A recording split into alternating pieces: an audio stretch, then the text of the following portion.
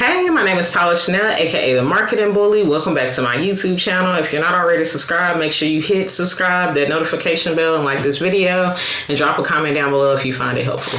The number one thing that I am asked as an email marketing professional is, what do I send to my email list? And so I want to answer this question for you today. So if you're a small business owner who's been doing email marketing for a while and you don't know what direction to go in, or if you're a small business owner or a creative who's just getting started with email marketing, then this video is going to answer your question. So if you're just getting started with email marketing, before you even figure out what you want to send, it's important for you to figure out a cadence that works for you, because regardless of what you send, you need to keep up with the consistent schedule. So you need to decide, do I have the capacity to do one email a quarter, which should be a newsletter, one email a month, which will also be a newsletter, or the capacity to do an email every week for the rest of the year, or multiple emails a week, right? So for most small business owners, they typically lean towards quarterly, monthly, or weekly emails.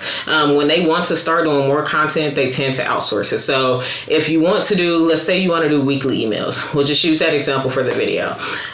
For a weekly email cadence, I always tell everyone, at least one of your emails every month is going to be a newsletter. This newsletter can be a recap of what you plan to do for the month as it progresses to get people excited. You can give them like a monthly deal.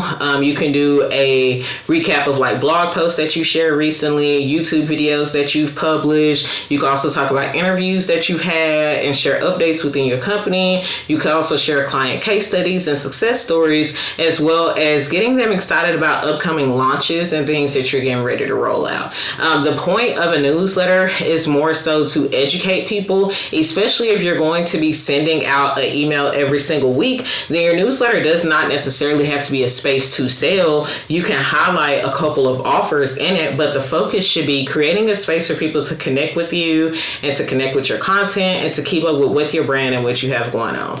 Next, outside of that newsletter, I always tell my clients, it depends on how many weeks are in that month. Some weeks have 5 months. Some months have 5 weeks, and then some months have 4 weeks. And so if you're in a month that has 5 weeks in it, I would recommend doing your newsletter. That's going to leave you 4 emails left. And then I would do 2 sales emails and 2 educational emails. And I would do the newsletter, 2 educational emails, 2 sales emails, and then that next month they'll get a newsletter again. I find that doing it in this order gives people an opportunity to get nurtured by you, as well as keeping up with your brand, building trust, establishing that like-no factor, but you also get the opportunity to sell to them. If you can keep your open rate high during your newsletter and the 2 educational emails, the likelihood of those same people opening your sales emails is higher because you sent them value all month before you started asking them for money.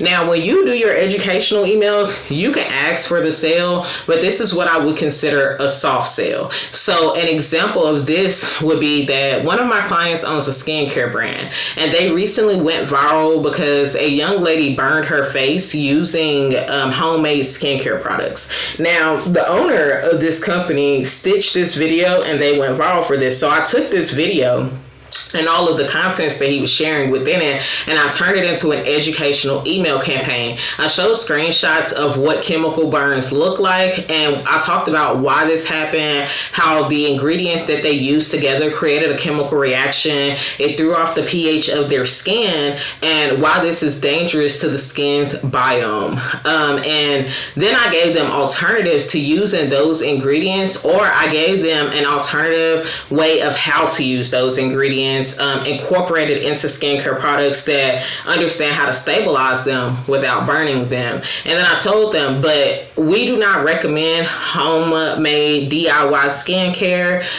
Instead, here's some things that we recommend. And I went over like different products that they could use to achieve what that person who burnt their skin was trying to achieve. I shared links to those products plus pictures of those products and prices, but I did that at the very end of the email. This was a a soft sale. There were no special offers given. We're just letting them know, like, hey, this happened to someone. We don't want this to happen to you, but here is why this happened to this person. Here's how you can avoid this, and here's what to do safely instead. And when we presented it in that way, it came off as like more of a loving older cousin or a loving older aunt or uncle that's sharing genuine information with them. We did not directly ask them for money or ask them for a sale, but we did proposition ourselves to make money and to close the sale. That email campaign ended up doing about $2,000 in sale over the course of 72 hours, and I do believe that it did so well with the approach that we took. In comparison to that, a sales email is going to be a lot more direct. I've gone over this in other videos before, some of which I will link down in the description box for you. But when I'm doing a sales email, I do like to add the logo at the top, a navigation header menu, and then a actual header image with a big bold call to action, as well as an animated banner under that. And then we go into sharing different product catalogs and collections to appeal to a wide range of people based on the offer that we have put together for them. In my sales emails, I hardly do any educational content. The educational content should be done before, and the only way I'm going to share educational content in a sales email is if that email is about 1 or 2 products or services, and that's it. Because if you try to do too much educational content on too many products in an email, you can give your readers decision fatigue. And when you give people too many options, they don't make a decision at all. Instead, they ended up just exiting out and going on about that day. And that's not what we want, right? We want to make money. And so to recap all of that, the type of content that you should send should be a monthly newsletter, and then 2 educational campaigns a month and 2 sales campaigns a month. If you fall in a month that has 4 weeks instead of 5 weeks, I would still do my newsletter, and I would at least do 1 educational campaign and 2, like 1 hard sale email campaign, and then an additional soft sale email campaign at the end of the month to kind of follow up with that.